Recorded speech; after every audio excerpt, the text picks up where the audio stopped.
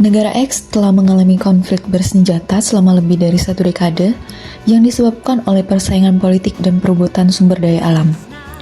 Konflik ini mengakibatkan ribuan warga sipil mengungsi dan mengalami pelanggaran hak asasi manusia, termasuk eksploitasi anak dan perempuan oleh kelompok bersenjata. Anak laki-laki sering dipaksa menjadi tentara, sementara anak perempuan mengalami eksploitasi seksual dan perbudakan domestik. Perempuan dewasa juga menjadi korban kekerasan seksual, perdagangan manusia, dan pernikahan paksa. Negara X menghadapi tantangan serius terkait eksploitasi anak dan perempuan dalam konteks konflik bersenjata yang berkepanjangan.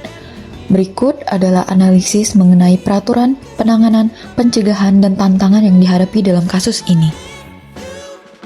Negara X telah meratifikasi beberapa konvensi internasional yang berhubungan dengan perlindungan anak dan perempuan. Yang pertama, adanya Konvensi Hak Anak atau KRC yang menyediakan kerangka hukum untuk melindungi anak, termasuk hak untuk tidak dieksploitasi dalam konflik bersenjata.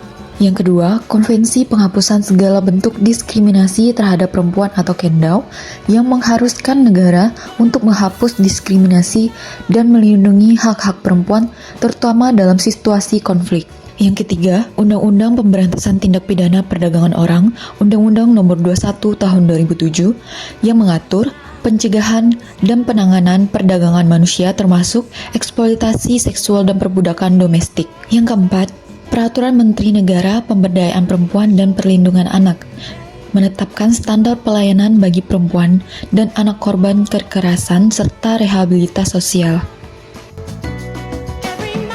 Penanganan kasus eksploitasi anak dan perempuan di negara X melibatkan beberapa langkah. Yang pertama, rehabilitas dan reintegration, yaitu program rehabilitas untuk anak-anak yang menjadi korban eksploitasi harus mencakup dukungan medis, psikologis, dan pendidikan. Yang kedua, bantuan hukum. Organisasi internasional berusaha memberikan bantuan hukum kepada korban, meskipun akses terhadap keadilan masih terbatas. Yang terakhir, pelatihan untuk personel. Meningkatkan pelatihan bagi personel yang terlibat dalam penanganan konflik untuk memahami hak-hak anak dan perlindungan perempuan. Pencegahan eksploitasi anak dan perempuan dalam konflik bersenjata memerlukan pendekatan yang komprehensif. Yang pertama, edukasi terhadap hak-hak. Memberikan pendidikan kepada anak-anak tentang hak-hak mereka untuk mencegah eksploitasi.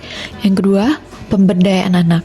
Mengajarkan anak-anak cara melindungi diri mereka sendiri dan berpartisipasi dalam pengambilan keputusan yang mempengaruhi kehidupan mereka. Yang ketiga, peningkatan kehadiran pasukan penjaga perdamaian. Memperkuat kehadiran pasukan penjaga perdamaian yang terlatih dalam pelindungan anak di zona konflik. Tantangan utama dalam menghadapi eksploitasi anak dan perempuan di negara X meliputi: yang pertama, korupsi dalam sistem peradilan. Lemahnya sistem peradilan nasional dan tingginya tingkat korupsi menghambat penegakan hukum terhadap pelaku kejahatan manusia. Yang kedua, stigma sosial. Banyak korban merasa takut untuk berbicara karena ancaman dari kelompok bersenjata serta stigma sosial yang dialami serta mengalami kekerasan. Yang ketiga, keterbatasan akses terhadap layanan.